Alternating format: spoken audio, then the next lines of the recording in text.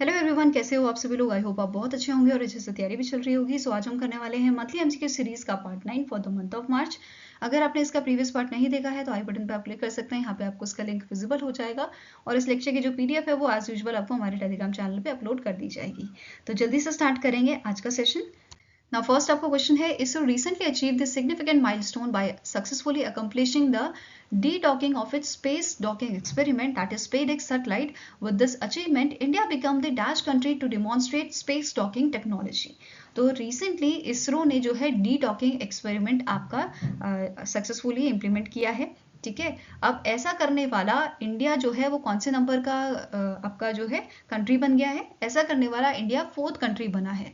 तो जो आपका सैटेलाइट है, जो डॉकिंग और डी डॉकिंग एक्सपेरिमेंट के लिए सैटेलाइट जो थी वो आपकी लॉन्च की गई थी 30 दिसंबर को। ठीक है, कब लॉन्च की गई थी? 30 दिसंबर को लॉन्च की गई थी। फिर आपका जो डॉकिंग है वो परफॉर्म किया गया था 16 जन को एंड अभी मार्च में डी डॉकिंग परफॉर्म किया गया है। बेसिकली जो दो सैटेलाइट्स थी उनको ज्वाइन करना इज योर डॉकिंग। ठीक है, अब उनको डी अटैच करना इज योर डी डॉकिंग। ठीक है, तो डॉकिंग और डी डॉकिंग यहाँ पे परफॉर्म किया गया था और जो सैटेलाइट्स यहाँ पे यूज की गई थी उनका नाम है SDX-01, which first one is your chaser and दूसरी है SDX-02, ये आपकी है टारगेट। और इनको डिजाइन और डेवलप किसने किया था? UR राव सैटेलाइट सेंटर ने इसको डिजाइन और डेवलप किया था। ठीक है, along with the ISRO's multiple centres. ठीक है, अब यहाँ पे अगर वेट की बात करें तो 220 kg की ये सैटेलाइट है, इनका वेट है 220 kg का। एंड कंट्रीज जो इंडिया से पहले इस चीज को अचीव कर चुके हैं वो आती हैं आपकी रशिया, चाइना एंड USA। ठीक है, नाउ अब यहाँ पे ये जो डॉकिंग और रीडॉकिंग है ये हमें हेल्प करने वाले हैं हमारे भारतीय अंतरिक्ष स्टेशन, जो हमारा टारगेट है कि हम 2035 तक तैयार करेंगे। एंड इंडिया का मतलब इंडिया के एस्ट्रोनॉट को मून पे भेजना 2040 का जो हमारा मिशन है इसमें ये हमारी हेल्प करेंगे। ठीक है, नेक्स्ट क्वेश्चन है, Mahmudullah Riyad announce his retirement from international cricket, he belongs to which country. तो मोहम्मदुल्लाह रियाद जो हैं ये बिलोंग करते हैं आपके बांग्लादेश से, जिन्होंने इंटरनेशनल क्रिकेट से अभी अपना रिटायरमेंट अनाउंस किया है। फाइन, नेक्स्ट है, which state government has signed an MOU with Microsoft to enhance AI skill among youth। तो इनमें से कौन सा स्टेट गवर्नमेंट है जिसने इस MOU को साइन किया है? ठीक है, माइक्रोसॉफ्ट के साथ, ताकि जो AI स्किल है अमंग द यूथ उनको एनहांस किया जाए, उनको बूस्ट किया जाए, उनको और अच्छा किया जाए। तो answer is Andhra Pradesh. Answer क्या हो जाएगा आपका? It is option number C, that is Andhra Pradesh. Fine, now under this MOU जो Andhra Pradesh state skill development corporation है ये स्टैब्लिश करेंगे necessary infrastructure for AI training.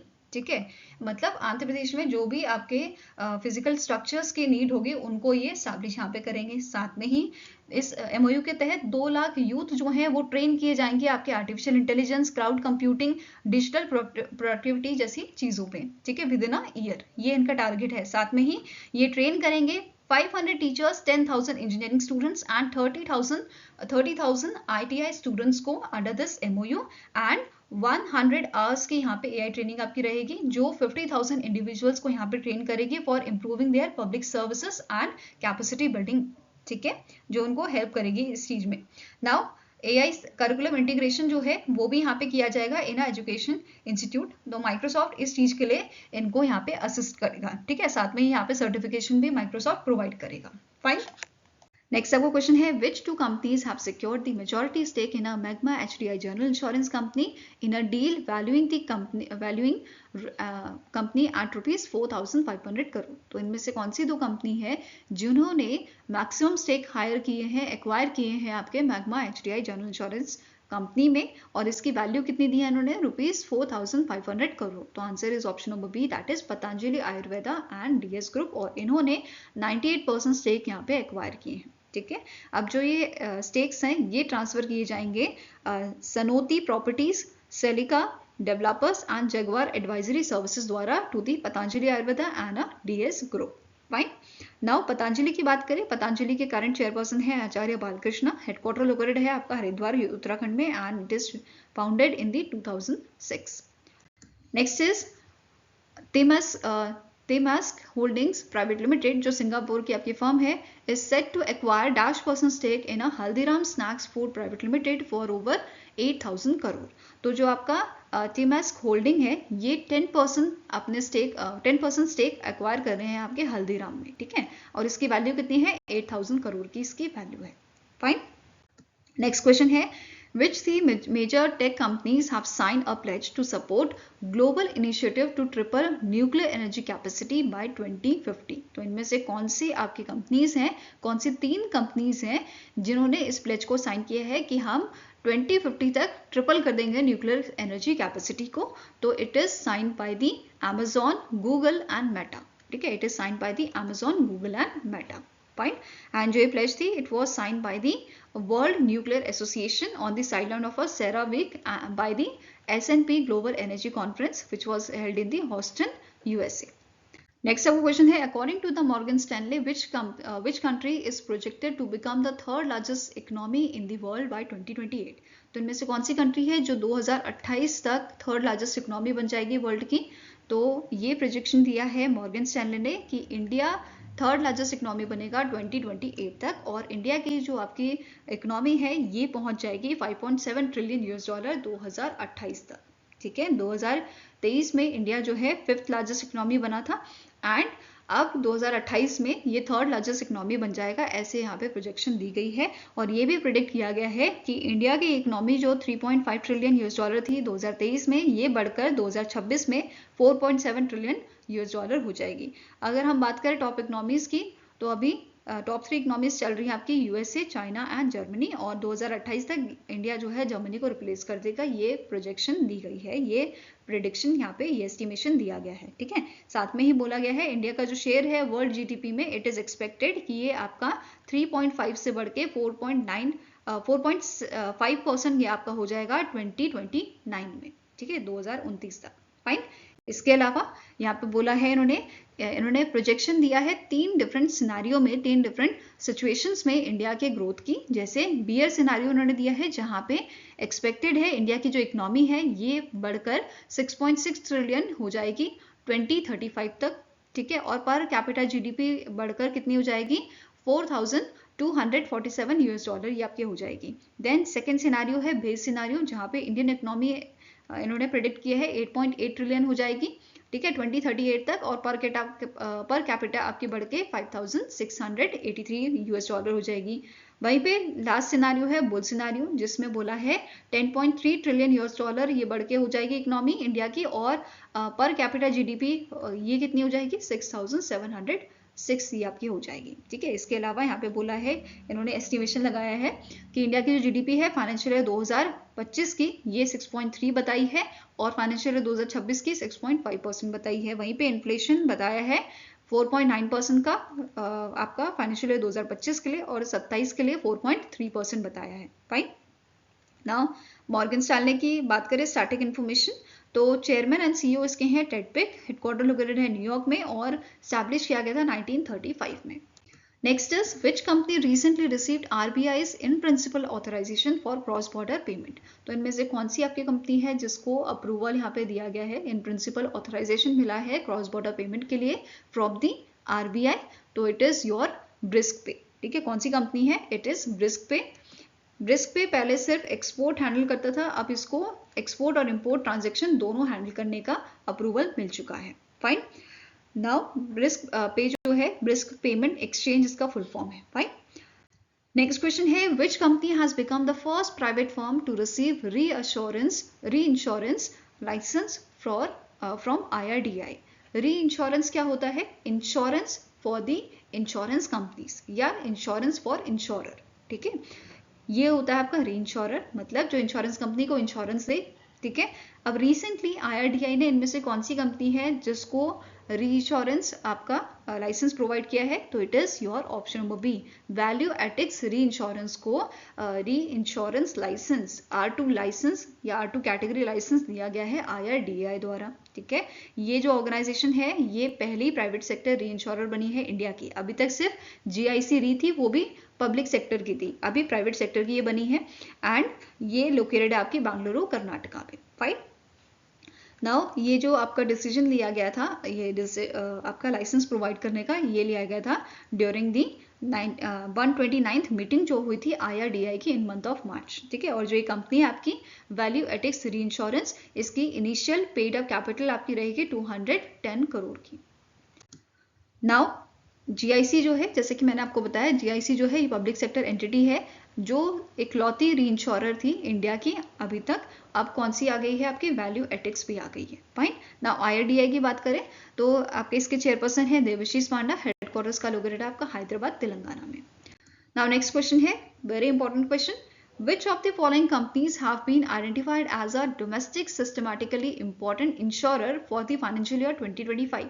तो 2025 के लिए इनमें से कौन सी फर्म है, कौन सी ऑर्गेनाइजेशन है, कौन सी कंपनी है जिसे डोमेस्टिक सिस्टमैटिकली इंपॉर्टेंट इंश्योरर बोला गया है? तो आंसर आपका हो जाएगा LIC, new India assurance, general insurance corporation of India, ठीक है। तो ये तीनों को ही यहाँ पे आपके डोमेस्टिक सिस्टमैटिकली इंपॉर्टेंट इंश्योरर बताया गया है फाइनेंशियल ईयर 2025 के लिए, ठीक है। नाउ आप स्टार्टिंग इन्फॉर्मेशन बात करते हैं तो LIC के MD एंड CEO हैं सिद्धार्थ मोहंते, हेडक्वार्टर है मुंबई महाराष्ट्र में और 1956 में स्टैब्लिश किया गया था।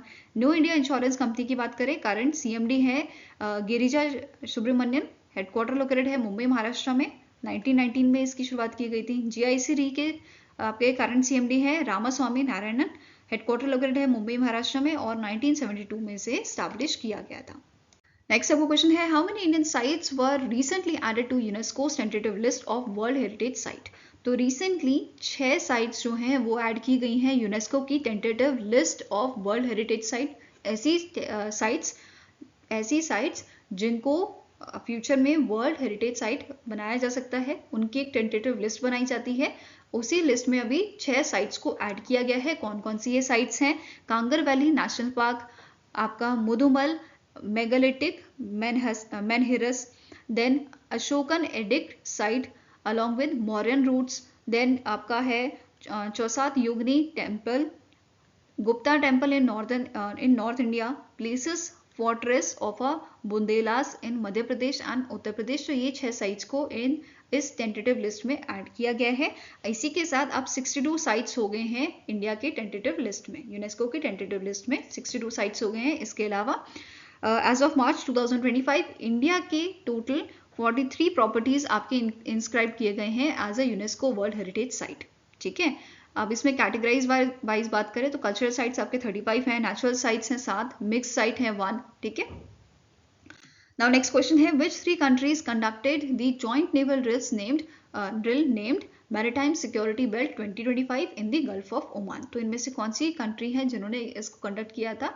तो आंसर आपका हो जाएगा it is Iran, Russia and China. इन तीनों ने ये ड्रिल आपकी जो है कंडक्ट की थी, जिसकी शुरुआत 2018 में की गई थी। एंड इस साल जो ऑब्जर्वर यहाँ पे शामिल थे उसमें Azerbaijan, South Africa, Oman, Kazakhstan, Pakistan, Qatar, Iraq, UAE and Sri Lanka भी शामिल थे। नेक्स्ट क्वेश्चन है, the government of India recently granted ex post facto approval to the MOU on a financial and economic corporation with which country? तो government of India ने grant किया है ex post facto approval to the MOU which was signed between India and Qatar, ठीक है।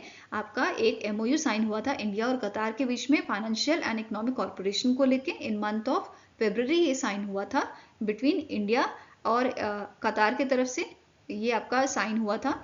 And कब sign हुआ था? जब कतार के जो शेख तमीम बिन हमद अल तहानी, जो यहाँ के आपके आमिर थे, उनका विजिट हुआ था इंडिया में, उस दौरान पे ये MOU साइन हुआ था। और अभी रिसेंटली गवर्नमेंट ऑफ इंडिया ने एक्स पोस्ट फैक्टो अप्रूवल इसको प्रोवाइड किया है, ठीक है। सिग्नेटरीज यहाँ पे कौन है?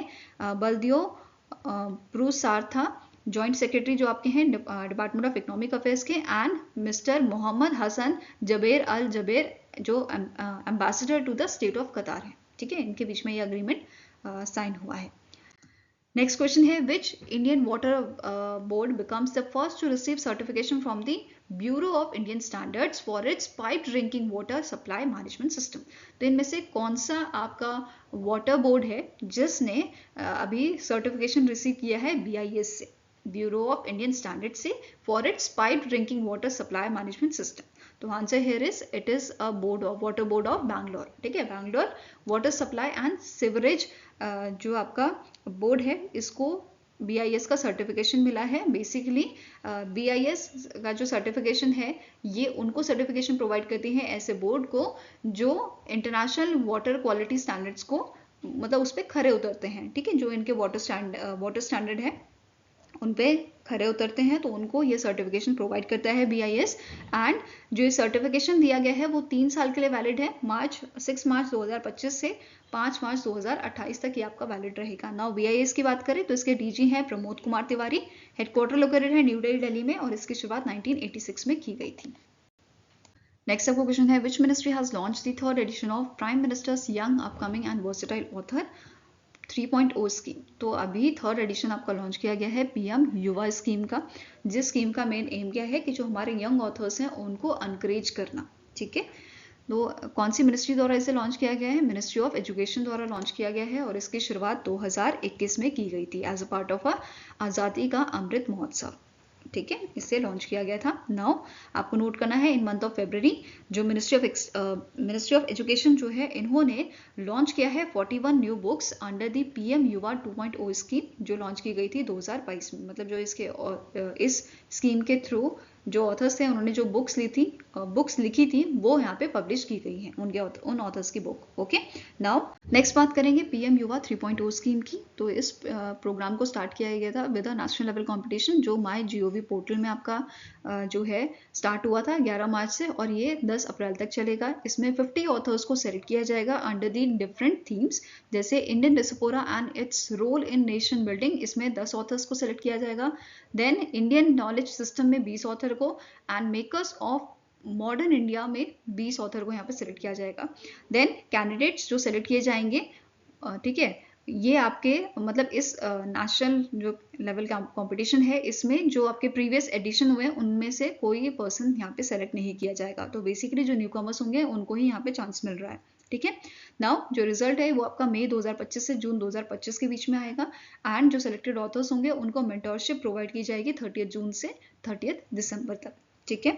नाउ जो नेशनल बुक ट्रस्ट है ये मैनेज करेगा स्कीम को, ठीक है, एंड गाइड करेगा हमारे सेलेक्टेड ऑथर्स को एंड इनके जो काम है उसे पब्लिश करेगा और ट्रांसलेट करेगा डिफरेंट इंडियन लैंग्वेजेस में भी, ठीक है। साथ में ही as a part of a mentorship program जो नेशनल कैंप है वो भी ऑर्गेनाइज किया जाएगा 3rd एडिशन स्कीम के 3rd एडिशन का during the new Delhi world book fair जो 10 से 18 जनवरी 2026 को होगा। फाइन।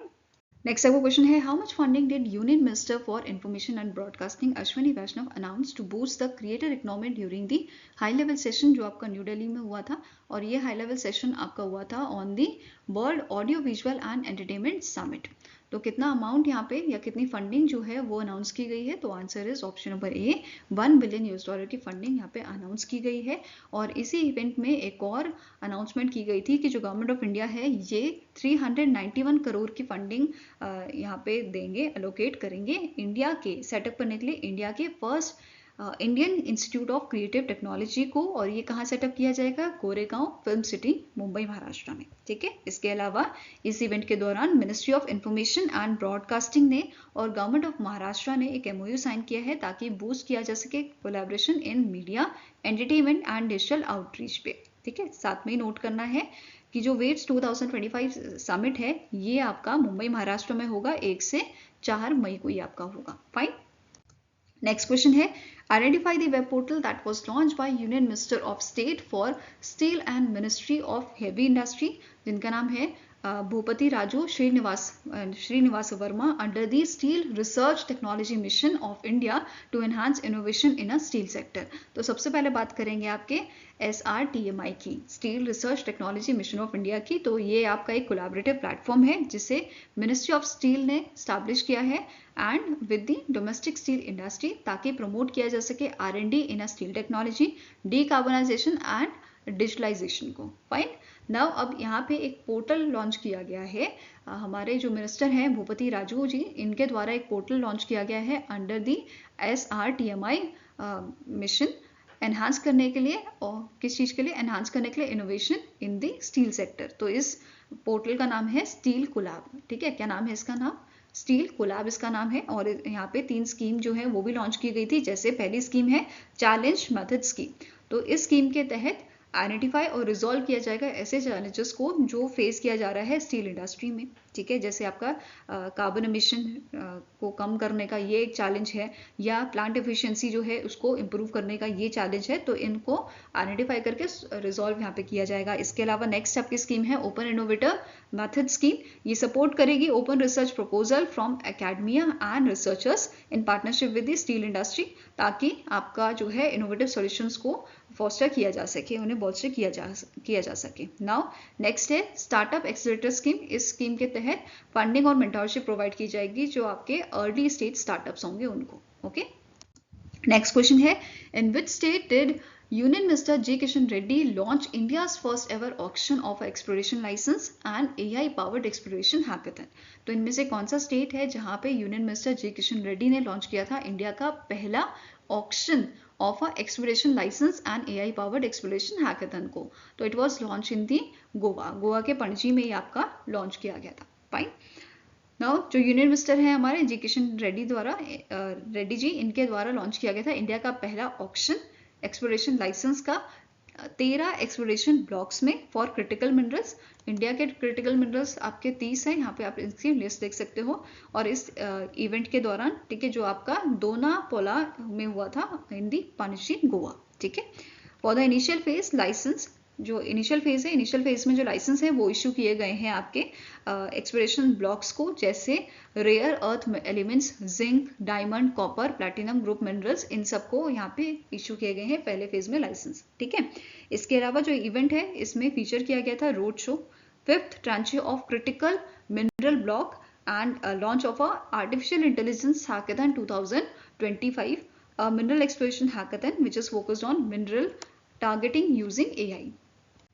Now next आपका क्वेश्चन है how much loan is sanctioned by Housing and Urban Development Corporation Limited to Andhra Pradesh Capital Region Development Authority for the construction of Amravati, the greenfield capital city of Andhra Pradesh? तो कितना loan जो है वो sanction किया गया है housing and urban development corporation limited द्वारा, किसे? आंध्र प्रदेश की कैपिटल रीजन डेवलपमेंट अथॉरिटी को for the construction of Amravati. ठीक है, अमरावती जो कैपिटल सिटी ये बना रहे हैं, ग्रीनफील्ड कैपिटल सिटी, उसके लिए कितना अमाउंट यहाँ पे सैंक्शन किया गया है बाय दी HUDCO? तो इट इज योर ₹11,000 करोड़। ठीक है, आंसर आपका यहाँ पे हो जाएगा, it is option number C. और ये 11,000 करोड़ आपका पार्ट है आपका जो 26,000 करोड़ का टोटल अमाउंट यहाँ पे देना है, तो उसमें से 11,000 करोड़ का अमाउंट यहाँ पे दिया गया है which is required for the phase 1 of Amravati construction. ठीक है, नाउ अमरावती डेवलपमेंट का टोटल कॉस्ट जो है, एस्टिमेशन जो लगाया गया है वो है 50,000 करोड़ का, जिसमें से 15,000 करोड़ आपका वर्ल्ड बैंक और एशियन डेवलपमेंट बैंक ने यहाँ पे दिए हैं। नाउ स्टैटिक इन्फॉर्मेशन भी कवर करेंगे। आपका जो housing and urban development corporation limited है, इसके करंट CMD है संजय कुलश्रेष्ठा। हेडक्वार्टर्स का लोकेटेड है आपका न्यू दिल्ली में, एंड इसकी शुरुआत 1970 में की गई थी। नेक्स्ट क्वेश्चन है Who was sworn in as the 24th PM of Canada in March 2025? तो इनमें से कौन से आपके शख्स हैं जिन्हें प्राइम मिनिस्टर बनाया गया है कनाडा का आफ्टर दी जस्टिन ट्रूडो? तो इनका नाम है मार्क कार्ने। ठीक है, क्या नाम है इनका? Mark Carney. आंसर आपका यहाँ पे हो जाएगा, it is option number A. इनका पूरा नाम है मार्क जोसेफ कार्ने। ओके, इन्होंने एज अ गवर्नर सर्व किया है बैंक ऑफ कनाडा का एंड बैंक ऑफ इंग्लैंड का। नेक्स्ट आपका क्वेश्चन है which team won the 5th edition of a Khelo India winter game? तो इनमें से कौन सी आपकी टीम है जिसने 5th एडिशन जीता था खेलो इंडिया विंटर गेम का? तो it is your option number B, that is Indian army. Indian army ने 2025 का एडिशन भी जीता है और 2024 का एडिशन भी जीता था, जो 4th एडिशन आपका था। ठीक है, नाउ बात करेंगे सेकेंड विनर कौन था? हिमाचल प्रदेश, 3rd आपका था लद्दाख, 4th आपका था महाराष्ट्र एंड 5th नंबर पे आपका था तमिलनाडु। ठीक है, नाउ जो ये आपका एडिशन था 5th एडिशन, इसमें मोर देन 400 एथलीट्स ने पार्टिसिपेट किया था, जिसमें टोटल आपकी 19 टीमों ने भाग लिया था from the different states and UT, and 6 winter sports यहाँ पे कराए गए थे। फाइन, नाउ टॉप 3 विनर्स की बात करें तो इंडियन आर्मी पहले आपके विनर थे जिसने 18 मेडल जीते थे with 7 gold, 5 silver and 6 bronze. Next आपका था Himachal Pradesh with 6 gold, 5 silver and 7 bronze, and Ladakh आपका तीसरे नंबर पर था with 4 gold, 2 silver and 1 bronze. Fine. इसके अलावा कुछ इंपॉर्टेंट पॉइंट्स है, जैसे नैना श्री तलूरी जो आपके तेलंगाना से बिलोंग करती हैं, इन्होंने फर्स्ट गोल्ड मेडल जीता था स्पीड स्केटिंग में within a women's 500 metre short track category में, ठीक है। इसके अलावा आंचल ठाकुर जो है, इन्होंने जो आपकी एल्पाइन सीकर हैं फ्रॉम हिमाचल प्रदेश, इन्होंने गोल्ड मेडल जीता था in the slalom and giant slalom event. Okay, now थोड़ा डिटेल में पढ़ेंगे आप। 5th एडिशन जो आपका था खेलो इंडिया विंटर गेम का 2 फेजेस में ये आपका हुआ था। पहला हुआ था नवांग डॉर्जे स्टोवडन स्पोर्ट्स कॉम्प्लेक्स जो आपका लोकेटेड है लेह लद्दाख में। ये जनवरी 23 से 27 तक आपका चला था फर्स्ट फेज। सेकेंड फेज आपका फरवरी में होना था, बट आपकी जो मतलब जो आपकी स्नो थी उस टाइम पे कम थी, इस वजह से इसको पोस्टपोन किया गया मार्च में, और ये आपका गुलमार्ग जम्मू एंड कश्मीर हुआ था 9 से 12 मार्च को, ठीक है। अब कौन कौन से स्पोर्ट्स यहाँ पे थे? फर्स्ट फेज में आइस हॉकी और आपका आइस स्केटिंग कराया गया था। सेकेंड फेज में alpine skiing, Nordic skiing, ski mountaineering and snow boarding, ये सारे इवेंट आपके कराए गए थे। फाइन। नाउ अब जो इवेंट था इसकी फंडिंग किसने की थी? It is funded by the ministry of youth affairs and sports. हमारी जो स्पोर्ट्स मिनिस्ट्री है उनके द्वारा ये फंड किया गया था। मैस्कॉट यहाँ पे क्या था? यहाँ पे आप इमेज देख सकते हो मैस्कॉट की। इट्स अ स्नो लेपर्ड, जिसको शान नाम से यहाँ पे बोला गया था। देन एक ऑफिशियल वेबसाइट भी यहाँ पे लॉन्च की गई थी खेलो इंडिया विंटर गेम की 2025 की, winter.kheloindia.gov.in। ओके, नेक्स्ट आपका क्वेश्चन है, Who won the Australian Grand Prix 2025 which is held in the Melbourne, Australia? इनमें से कौन से प्लेयर हैं जिन्होंने ऑस्ट्रेलियन ग्रैंड प्रिक्स जीता है? तो आंसर आपका हो जाएगा, इनका नाम है लैंडो नॉरिस, ठीक है। आंसर आपका यहाँ पे है option number A. Next is Ramakanta Rath, the renowned Odia poet and Padma Bhushan awardee, passed away at the age of 90. In which year he was honored with the Padma Bhushan, India's third largest civilian award? तो जो आपके रामाकांता रथ हैं जिनका recently death हुआ है, इन्हें 2006 में पद्म भूषण से नवाजा गया था। तो आंसर आपका हो जाएगा ऑप्शन नंबर सी। इन्होंने एज अ IAS भी सर्व किया है। 1957 में इन्होंने ज्वाइन किया था एज अ IAS एंड 1992 तक मतलब 1992 में इनका जो है आपका रिटायरमेंट हुआ था। अब अवार्ड्स की बात करें, अवार्ड्स एंड ऑनर जो इन्हें दिए गए हैं, पहला है साहित्य अकेडमी अवार्ड 1977 में दिया गया था, सरला अवार्ड 1984 में, बिशुवा सम्मान 1990 में, साहित्य अकेडमी फेलोशिप 2009 में। अब इनकी कुछ बुक्स हैं पोएट्री कलेक्शन, जैसे केटे दिनारा, देन अनेका कठवारी, ये इन्होंने लिखी हुई है, और ये आपकी ये आपकी जो है इस ईयर में पब्लिश की गई थी। फाइन। नेक्स्ट क्वेश्चन है, which among the following airport recently in March was granted an aerodrome license by Directorate General of Civil Aviation, that is DGCA ने इनमें से कौन से एयरपोर्ट को रिसेंटली एरोड्रोम लाइसेंस जो है वो प्रोवाइड किया है? तो आंसर आपका हो जाएगा, it is a airport of Maharashtra, Amravati airport, ठीक है। कौन सा एयरपोर्ट है? इट इज अमरावती एयरपोर्ट, और इसका जो ऑपरेशंस है इट इज एक्सपेक्टेड कि ये मार्च एंड तक स्टार्ट हो जाएगा आपका। फाइन। नाउ अब अमरावती एयरपोर्ट जो है इसको ये लाइसेंस मिला है which is officially designating it as a licence for regional connectivity scheme airport. Fine. Now यहाँ पे क्या बोला गया है, जब ये ऑपरेशनल हो जाएगा तो ये थर्ड कमर्शियल एयरपोर्ट आपका बन जाएगा Maharashtra airport development company limited का, after Baba Saheb Ambedkar international airport which is located in the Nagpur and Shirdi airport which is located in the Shirdi. Okay, next question है, name the organisation that partnered with government of India to host a ministerial round table organised on the sidelines of a 69th session of commission on the status of women which is held in the New York USA। तो इनमें से कौन सी organisation है जिसने government of India की partnership में host किया था ministerial round table which is organise on the sideline of a 69th session, जो आपका 69th सेशन जो आपको हुआ था commission on the status of women पे? तो आंसर आपका हो जाएगा, it is done by the United Nation women, ठीक है। यूनाइटेड नेशन विमेन ने गवर्नमेंट ऑफ इंडिया के साथ पार्टनरशिप की थी for this event, for this round table, okay, ministerial round table. Now जो सेशन था इट इज को चेयर्ड बाय द अन्नपूर्णा देवी, जो ministry of women and child development की आपकी यूनियन मिनिस्टर हैं, अलॉन्ग विद द सीमा बाहोस जो एग्जीक्यूटिव डायरेक्टर है आपकी UN विमेन की, ठीक है। नाउ अब इस राउंड टेबल जो आपका मीटिंग यहाँ पे हुआ था, इसका फोकस एरिया क्या था? It is on the digital public infrastructure to accelerate women led development and financing inclusion critically on the core resources. Fine. Now जो राउंड टेबल था, इसमें बहुत सारे आपके जो मिनिस्टर्स थे, हाई लेवल रिप्रेजेंटेटिव थे, अलग अलग कंट्रीज से, वो शामिल हुए थे, जैसे इंडोनेशिया, ऑस्ट्रेलिया, साउथ अफ्रीका जैसे कंट्रीज के रिप्रेजेंटेटिव यहाँ पे इसमें शामिल थे। ओके। नेक्स्ट क्वेश्चन है, which organisation has signed a MOU worth ₹18,360 crore with a energy management centre of Kerala government for collaboration and financing of a pumped storage projects in Kerala? तो इनमें से कौन सी आपकी ऑर्गेनाइजेशन है जिसके द्वारा 18,360 करोड़ का MOU साइन किया गया है केरला की गवर्नमेंट के साथ? तो आंसर आपका हो जाएगा, it is option number B, that is REC limited. तो REC लिमिटेड जो है फाइनेंस करेगी 18,360 करोड़ का amount to the Kerala government for this project, and ये आपके नेक्स्ट 5 ईयर्स जो हैं उनके लिए, उनमें ये ये जो फाइनेंसिंग है वो आपकी यूज की जाएगी। ठीक है। नाउ जो MOU है, it was signed during the global green hydrogen and renewable energy summit जो आपकी कोची केरला में हुई थी, and it was organised by government of Kerala with support from Kerala State Electricity Board and your Energy Management Center। ठीक है। Now signatories कौन से थे इस MOU के? तो आपके सौरभ रस्तोगी जो एग्जीक्यूटिव डायरेक्टर हैं REC के, एंड दिनेश कुमार जो ज्वाइंट डायरेक्टर हैं आपके from your energy management centre of Kerala, in a presence of your की ऑफिशियल जो वहाँ पे थे। ओके। नाउ इसी के साथ केरला गवर्नमेंट जो है, ये फर्स्ट स्टेट गवर्नमेंट ऑफ मतलब ये फर्स्ट स्टेट गवर्नमेंट आपकी बन जाती है इंडिया की जिसने स्टैब्लिश किया है energy management centre at a state level. तो ये चीज भी नोट करनी है। ओके।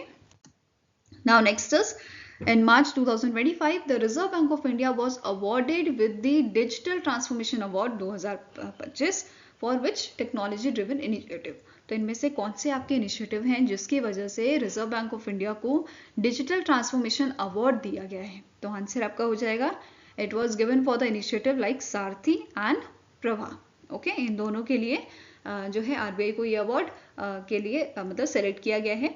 ये अवार्ड सेरेमनी जो है ये आपके जून के महीने में होगी at the one white hall palace London UK में, एंड इसमें इस साल 16 central bank categories and 15 partner and service provider categories में अवार्ड्स दिए जाने हैं। ठीक है। कौन सा एडिशन है इस अवार्ड का? 12वां एडिशन है, and it is presented by the London based central banking publication जिसके करंट चेयरमैन है रॉबर्ट प्रिंगल। हेडक्वार्टर इसका लोकेटेड है आपका लंदन में, और इसकी शुरुआत 1990 में की गई थी। नाउ अब बात करेंगे दोनों इनिशिएटिव की। पहला इनिशिएटिव है सारथी जिसको 2023 में लॉन्च किया गया था। इसका मेन एम क्या था? डिजिटाइज करना, हमारे जो मतलब पेपर वर्क होता है उसको डिजिटलाइज करना। ठीक है। तो इसका मेन एम था to digitise all the internal work flow of RBI and allows employees to store and share document securely. ठीक है। वहीं पे प्रवाह पोर्टल जो है ये लॉन्च किया गया था आपका, जिसका फुल फॉर्म पूछा जा सकता है platform for regulatory application validation and authorisation. नाम से पता चल रहा है किस चीज का है। ये एक सेंट्रलाइज्ड आपका पोर्टल है। ठीक है। It is a secure web based platform जो अलाउ करता है इंडिविजुअल या एंटिटीज को कि ये अप्लाई कर सकते हैं online for the regulatory approvals जो RBI से लेने हैं, जैसे लाइसेंस हो गया, ऑथराइजेशन हो गया। ठीक है। तो जो RBI से अप्रूवल लेना है उसके लिए आप इस प्लेटफॉर्म पे जाके एप्लीकेशन फिल कर सकते हो। Fine. Now since its launch, जो प्लेटफॉर्म है इसने अलाउ किया है ओवर 70 डिफरेंट रेगुलेटरी एप्लीकेशंस को to be digitise supporting the work of 9 department. ठीक है। 9 डिपार्टमेंट्स के वर्क को ये सपोर्ट करता है। साथ में ही यहाँ पे क्या बताया गया है, by the end of 2024 more than 2000 applications यहाँ पे फिल किए गए थे थ्रू दिस सिस्टम। ठीक है। जो आपका मतलब मंथली एप्लीकेशन की अगर हम बात करें तो जहाँ पे पहले आपका मतलब यहाँ पे अगर बात करें, अगर 100 एप्लीकेशंस यहाँ पे आती थी तो अभी 80% यहाँ पे और बढ़ गया है ये। ठीक है। ये क्लियर हुआ? Now next is, in March 2025, Piramal Capital and Housing Finance Limited partnered with which bank to enhance lending in a rural and semi-urban areas? तो इनमें से कौन सा आपका बैंक है जिसके साथ पार्टनरशिप हुई है Piramal capital and housing finance limited की, ताकि जो लेंडिंग्स हैं वो आपकी और एनहांस की जाए और बूस्ट की जाए rural and semi urban areas में? तो answer here is option number B, that is Punjab and Sind bank. Clear है? Now this partnership aims to assist MSMEs and people seeking home loan, उनको ये आपका टारगेट करके यहाँ पे टारगेट करेंगे बेसिकली उनको, ठीक है। Now Punjab and Sind bank की बात करें, MD and CEO है स्वरूप कुमार शाह, हेडक्वार्टर लोकेटेड है न्यू दिल्ली में और इसे 1908 में स्टैब्लिश किया गया था। नेक्स्ट आपको क्वेश्चन है, the organisation for economic corporation and development revised the India's GDP forecast growth forecast to -% for the financial year 2025। तो रिसेंटली OECD ने फाइनेंशियल ईयर 2025 के लिए आपकी जो GDP ग्रोथ प्रोजेक्शन है ये इम्प्रूव की है, या आप बोल सकते हो इसे आपका रिवाइज किया है।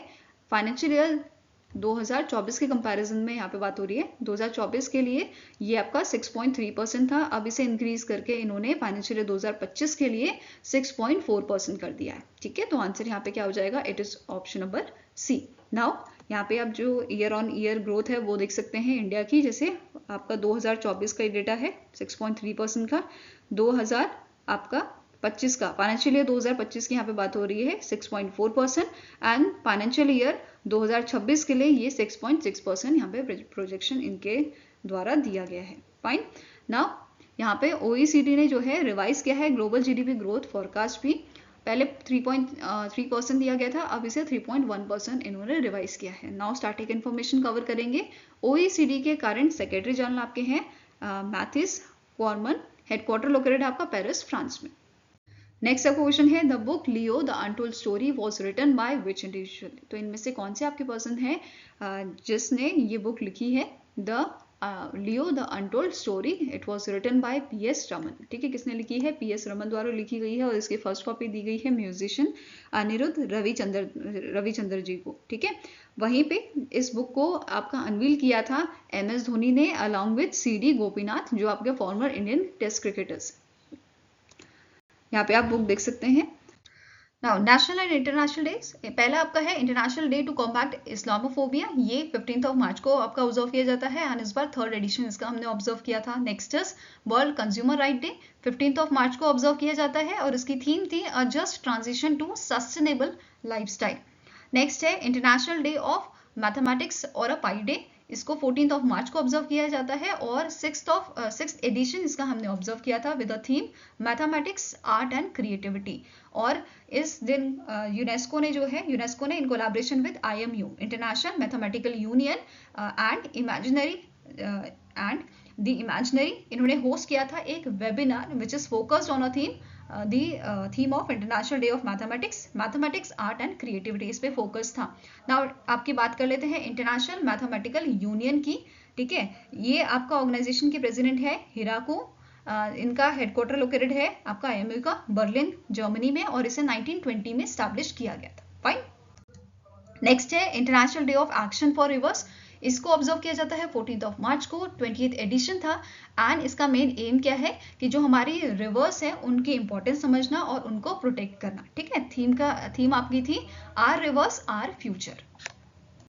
आई होप गाइस आपको ये वीडियो पसंद आया तो लाइक एंड शेयर जरूर कीजिएगा और हमारे साथ जुड़ने के लिए हमारे चैनल को सब्सक्राइब कीजिएगा। अगर आपके कुछ सजेशन है तो आप हमें मेल कर सकते हो या फिर आप हमें कमेंट सेक्शन में भी लिख सकते हो। सो मिलेंगे ऐसे नेक्स्ट वीडियो के साथ, till then take care, have a nice day and all the best for your preparations.